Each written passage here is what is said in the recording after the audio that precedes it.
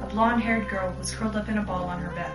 The black tips of her hair that usually held so much life hung limp on the sheets. She hugged her knees, which were covered in fishnet stockings. She was wearing a pink and black plaid skirt that she had bought for her date that night. She never dreamed it would turn out like that. She stared at her door, hoping he would come bursting through, wanting her back.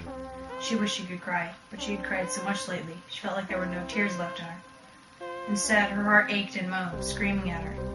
Instead of her crying, it did. Her heart felt cold and dry. She yearned for him again. All she could do was stare at that door. I wish I could run away, she thought. The thought struck her like a breakup text she had received.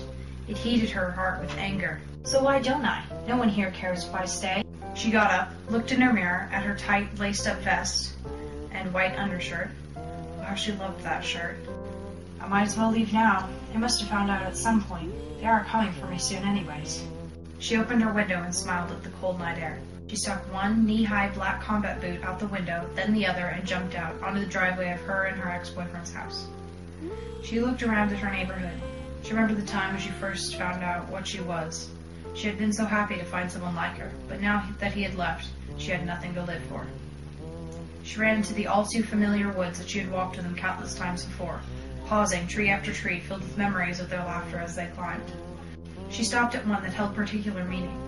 It had been the one they had their first date under. He had brought a blanket and music, and she had brought the food. Spent 2 days under that tree, watching the stars, climbing up it and listening to his music. They had carved their initials in it. She climbed up that oak tree, starting with its low branches and reaching the very top one. On the tip of that tree is where their memories were. LEP plus MAD is what it said, surrounded by a heart. She laughed. Lightning, Emily Ferris, and Mark Anthony Davidson. Leprechaun and the Mad Hatter. She loved that. Those 2 years with him were happy times. She was 19 now, and she was mad. The anger erased those memories. She pulled from her boot an army knife.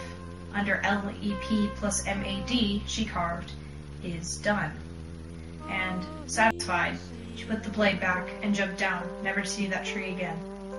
As she jumped, she shifted. Her nose grew longer, her hands grew shorter, ears sprouted from her hair, and her hair shrunk into her head. Fur sprouted from all over her body.